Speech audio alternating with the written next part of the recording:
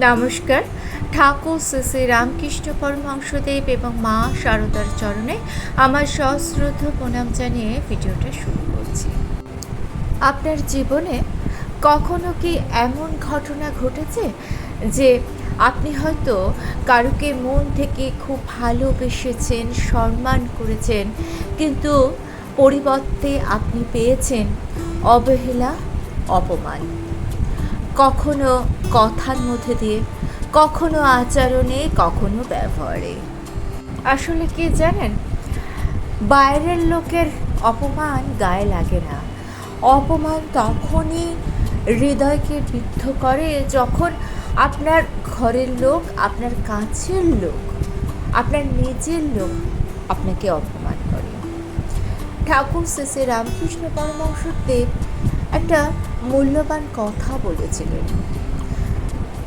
তিনি বলেছিলেন, যার ভেতরে শক্তি আছে তাকে কখনো ছোট করা যায় না। এর অন্তর্নিহিত অর্থ বাইরের অপমান, আঘাত নয়, ভেতরের দুর্বলতাই মানুষকে ভাঙে। গীতাতেও শ্রীকৃষ্ণ অর্জুনকে বলছেন, আমরা নিজেরাই নিজেদের বন্ধু, নিজেরাই নিজেদের শত্রু। আজকে এই ভিডিওতে 5টি লক্ষণের কথা বলবো, যে 5টি লক্ষণ যদি আপনার মধ্যে থাকে তাহলে আপনি জানবেন কেউ কোনোদিন আপনাকে অপমান করতে পারবে না। আর সব থেকে শক্তিশালী লক্ষণটা শেষে বলবো, কারণ ঠাকুর শ্রী শ্রী রামকৃষ্ণদেব বলেছিলেন এই গুণটা থাকলে মানুষ ভেতর থেকে অটুট হয়ে যায়। তাই ভিডিওটা সম্পূর্ণ দেখার অনুরোধ রইল। প্রথম যে লক্ষণটার কথা বলবো সেটা হচ্ছে নিজের মূল্য নিজে বুঝুন। বর্তমানে একটা সমস্যা রয়েছে। বর্তমানে মানুষ অন্যের ওপর নির্ভরশীল হয়ে পড়ছে। কেউ যদি প্রশংসা করে তাহলে সে খুশি, কেউ যদি প্রশংসা না করে তাহলে দেখবেন সে দুঃখী হয়ে যাচ্ছে। যেমন ধরুন, সোশ্যাল মিডিয়াতে একটা লাইককে পেলো না পেলো এটা নিয়ে মানুষ কত দুশ্চিন্তাগ্রস্ত হয়ে পড়ছে। কিন্তু মা শারদা বলছেন, কখনো নিজেকে ছোট ভাববে না, মনে করো তুমি ঈশ্বরের সন্তান। আপনি একবার ভেবে দেখুন তো, যদি আপনি ঈশ্বরের সন্তান হন তাহলে আপনি কি নিজেকে ছোট মনে করবেন? আসল সমস্যা হচ্ছে আমরা নিজেদের চোখে নিজেদেরকে দেখি না, মানুষের চোখে নিজেকে দেখি। স্বামীজি বলেছিলেন, নিজেকে দুর্বল ভাবা সবচেয়ে বড় পাপ। একটা উদাহরণ দিই, দুজন মানুষ বসে আছে। একজন মানুষ সব সময়তেই বলেন যে আমি কিচ্ছু পারবো না, আমার দ্বারা কোনো কিছু সম্ভব নয়, আমার কোনো যোগ্যতাই নেই। আর আরেকজন মানুষ বেশি কথা বলে না, কিন্তু চুপ করে নিজের কাজটা করে যায়। এক্ষেত্রে মানুষ কাকে বেশি সম্মান করবে বলুন তো? যে চুপ করে নিজের কাজটা করে যায়। এর কারণ কি বলুন তো?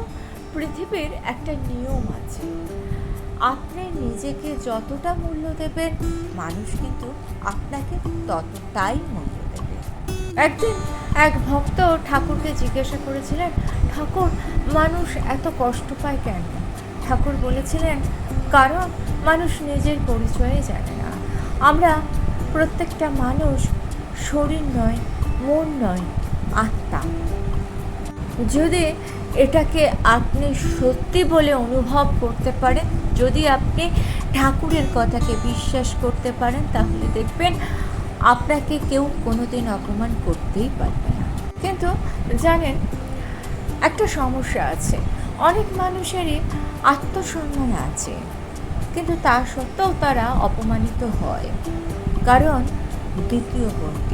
দ্বিতীয় গুণটি যদি না থাকে তাহলে কিন্তু তারা আত্মসম্মান থাকলেও অপমানিত হবে। দ্বিতীয় গুণটি হলো মানুষের কাছ থেকে বেশি আশা না করা। আমাদের জীবনের দুঃখের 70% কারণই হচ্ছে আশা, প্রত্যাশা। আমরা ভাবি আমি তার জন্য এত করলাম, সে আমাকে উপযুক্ত সম্মান দেবে। আমি তাকে এত ভালোবাসলাম, সে আমাকে উপযুক্ত ভালোবাসা দেবে, মর্যাদা দেবে। কিন্তু ঠাকুর বলেছেন, যেখানে যত বেশি আশা সেখানে তত দুঃখ বেশি। বাস্তব কথা হলো, আপনি যার থেকে যত বেশি আশা করবেন, আপনি তার ওপর ততটা বেশি নির্ভরশীল হয়ে পড়বেন। ইচ্ছে করলে সে আপনাকে সুখী করতে পারে, আবার ইচ্ছে করলে সে আপনাকে দুঃখী করতে পারে। অর্থাৎ আপনার সুখ আর দুঃখের ব্যাপারটা অন্যের ওপর নির্ভরশীল হয়ে উঠল। গীতায় বলা হয়েছে, কর্ম করো কিন্তু ফলের আসক্তি রেখো না। অর্থাৎ ভালোবাসো কিন্তু তার বিনিময়ে কিছু প্রত্যাশা করো না। সম্মান দাও কিন্তু তার পরিবর্তে কিছু চাহিদা করো না। চাহিদা করলেই তুমি পাবে অপমান। শ্রীমা বলেছিলেন, যদি শান্তি চাও তাহলে কারুর কাছ থেকে কিছু আশা করো না। এই কথার অন্তর্নিহিত অর্থ বুঝলেই কিন্তু জীবনটা বদলে যেতে পারে। কথাটা যদি আপনি জীবনে মেনে নিতে পারেন, তখনই আপনি স্বাধীন হয়ে যাবেন। এখানে একটা প্রশ্ন আছে, কেউ যদি সরাসরি অপমান করে তাহলে আমরা কি করব? আমরা কি তার কথার উত্তর দেব, না চুপ করে থাকব? ঠাকুর কি বলছেন শুনুন। তৃতীয় লক্ষণটি এখানেই দরকার। আসুন জেনে নে তৃতীয় লক্ষণটি কি। আমাদের রাগকে নিয়ন্ত্রণ করা অত্যন্ত প্রয়োজন। আমাদের কি হয় বলুন তো, আমরা যখনই রেগে যাই তখনই আমরা সঙ্গে সঙ্গে তার প্রতিক্রিয়া স্বরূপ কিছু বলে ফেলি। রাগ হলে আমরা এতটাই আবেগপ্রবণ হয়ে যাই, আমাদের মনে হয় উত্তরটা এখনই দিতে হবে। কিন্তু স্বামীজি বলছেন, যে নিজেকে নিয়ন্ত্রণ করতে পারে সেই হচ্ছে সব থেকে বেশি শক্তিশালী। একটি বাস্তব উদাহরণ দিই। দুটি মানুষকে অপমান করা হলো। একজন মানুষ সঙ্গে সঙ্গে প্রচণ্ড চিৎকার চেঁচামেচি করল, আর আরেকজন মানুষ শান্ত থাকলো। 1 বছর পর দেখবেন কোন মানুষটা সম্মান পাবে জানেন? যে মানুষটা শান্ত ছিল। 1 বছর পর কথাটা কেন বললাম বলুন তো? কারণ সময় সব কিছুকে দেখিয়ে দেয়। সব সময় চিৎকার করে প্রতিবাদ করার প্রয়োজন হয় না। সময়ই আসল সত্যিটা সবার সামনে তুলে ধরে আনে। তাই তো শ্রী মা সারদা দেবী বলছেন, সহ্য করতে শিখলে শান্তি পাবেন। সহ্য মানে কিন্তু দুর্বলতা নয়, সহ্য মানে শক্তি। কারণ প্রতিক্রিয়া সহজ, কিন্তু নিজেকে নিয়ন্ত্রণ করা হচ্ছে সবচেয়ে বেশি কঠিন। কিন্তু একটি গুণ আছে, যেটা থাকলে মানুষ আপনাকে অপমান করার সাহসটাই পাবে না। চতুর্থ লক্ষণটা এর মধ্যে নিহিত আছে।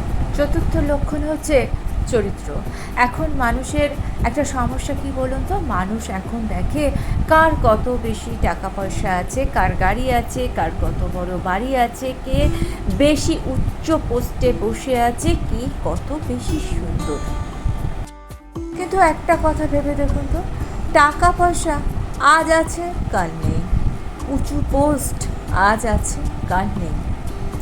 মানুষের সৌন্দর্য সে তো ক্ষণস্থায়ী, আজকে আছে 2 দিন পরে সে থাকে না। কিন্তু চরিত্র মৃত্যুর পরেও কিন্তু থাকে। একটা মানুষ যখন ইহলোক ছেড়ে চলে যায়, তখন অন্য মানুষেরা তাকে সম্মান করে, ভালোবাসে একমাত্র তার চরিত্রের জন্য। স্বামীজি বলছেন, চরিত্র হচ্ছে মানুষের সব থেকে শক্তিশালী গুণ। প্রতিভা অনেকেরই থাকে, প্রতিভা মানুষকে পরিচিতি দেয়, কিন্তু চরিত্র মানুষকে সম্মানিত করে। একটা বাস্তব সত্য, আপনি যদি আজ অনেক অর্থবান হন তাহলে মানুষ আপনাকে আপনার সামনে সম্মান করবে। কিন্তু আপনি যদি চরিত্রবান না হন, সেক্ষেত্রে মানুষ আপনার সামনে হাসবে আর পেছনে আপনার নামে নিন্দে করবে। কারণ পৃথিবীর একটি নিয়ম আছে, মানুষ আপনার সাফল্যকে দেখে কিন্তু সম্মান দেয় আপনার চরিত্রকে। একটি বাস্তব উদাহরণ দিই।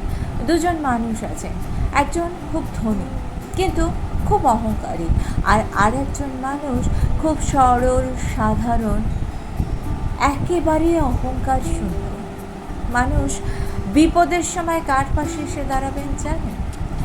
যে নির্ভেজাল, যে অহংকার শূন্য, যে সরল সাধারণ, তার পাশে এসে দাঁড়াবেন।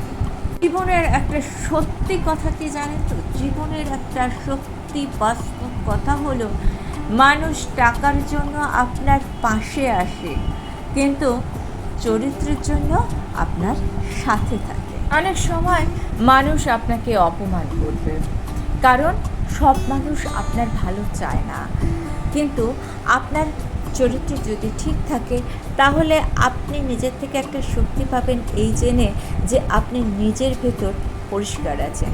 তাই মানুষ যদি আপনাকে অপমান করে, সেই অপমানে আপনি ভেঙে পড়বেন না। তাই আজ থেকে নিজের কাছে প্রতিজ্ঞা করুন, যে যাই বলুক আমি আমার নিজের চরিত্র থেকে কখনো সরে আসব না। জানবেন, অন্যের করা অপমান মানুষকে ছোট করে না, মানুষকে ছোট করে তার চরিত্র।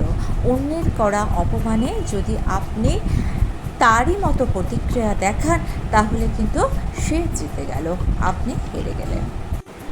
এইবার আসি সব থেকে শক্তিশালী লক্ষণ, যেটা ঠাকুর বলেছেন, এবং যে লক্ষণটা থাকলে আপনাকে কেউ কোনোদিন অপমান করতে পারবে না। পঞ্চম লক্ষণটা হচ্ছে ঈশ্বরের ওপর ভরসা। মানুষের ওপর ভরসা করলে সে আপনার পাশে থাকতেও পারে, নাও থাকতে পারে, কিন্তু আপনি যদি ঈশ্বরের উপর ভরসা করেন, ঈশ্বর কিন্তু সব সময় আপনার সাথে থাকবেন, পাশে থাকবেন। ঠাকুর বলছেন সব কিছু ঈশ্বরের ওপর ছেড়ে দাও। এর মানে কিন্তু এই নয় কর্ম করো না, কর্ম করো, সৎ থাকো, কিন্তু ঈশ্বরকে বিশ্বাস করো, ঈশ্বরের কাছে নিজেকে সমর্পণ করো, দেখবে ফল আপনি পাবে। অন্যের কাছে নিজের দুঃখের কথা বলবেন না, সেক্ষেত্রে মানুষ আপনাকে দুর্বল ভাববে। আপনি কাঁদুন আপনার ঈশ্বরের কাছে যখন আপনি কাঁদবেন আর অন্যের কাছে আপনি নিজেকে আড়াল করে রাখবেন, তখন কিন্তু আপনার ভেতরের শক্তি অনেকটা বেড়ে যাবে। তাই তো মা সারদা দেবী বলেছেন, যার কেউ নেই তার ঈশ্বর আছে। এটা শুধু কথার কথা নয়, এটা বাস্তব সত্যি। মানুষ যখন ভেতর থেকে অনুভব করে আমি আর একা নই, তখন সে অন্তরের শক্তিকে জাগিয়ে তোলে। অপমান তখনই আপনাকে বিদ্ধ করে যখন আপনার মনে হয় মানুষই সব, কিন্তু যখন আপনি অনুভব করবেন ঈশ্বরই সব, ঈশ্বরের আদেশই শেষ আদেশ, তখন কিন্তু কোনো অপমানই আপনাকে আর আঘাত করতে পারবে না। আপনি যখন জানবেন আপনার বিচার ঈশ্বর করছেন, মানুষ করছে না, তখন দেখবেন আপনি ভেতর থেকে শান্ত হয়ে গেছেন। একটা কথা সবসময় মনে রাখবেন, যে মানুষের সম্মান অস্থায়ী, কিন্তু ঈশ্বরের দেওয়া সম্মান, ঈশ্বরের দেওয়া ভালোবাসা স্থায়ী। আপনার দুঃখে মানুষ আজ আপনাকে সান্ত্বনা দেবে, কাল ভুলে যাবে, কিন্তু ঈশ্বর আপনাকে অটুট রাখে, ঈশ্বর আপনাকে সারা জীবন সাহায্য করবে। আর এই 5টি গুণ যখন আপনার মধ্যে থাকবে, তখন আপনি বুঝতে পারবেন আপনি একা নন, ঈশ্বর আপনার সাথে আছেন। তাই আপনি আপনার অন্তরের শক্তিকে তখনই জাগ্রত করতে পারবেন, আর কোনো অপমান দুঃখ আপনাকে আর বিব্রত করতে পারবে না। ভিডিওটা ভালো লেগে থাকলে চ্যানেলটিকে সাবস্ক্রাইব করে নিয়ে পাশে থাকা বেল আইকনটা প্রেস করে দিয়ে অল অপশনটা ক্লিক করে দেবেন, তাহলে যখনই নতুন কোনো ভিডিও আপলোড করব তার নোটিফিকেশন আপনাদের কাছে পৌঁছে যাবে।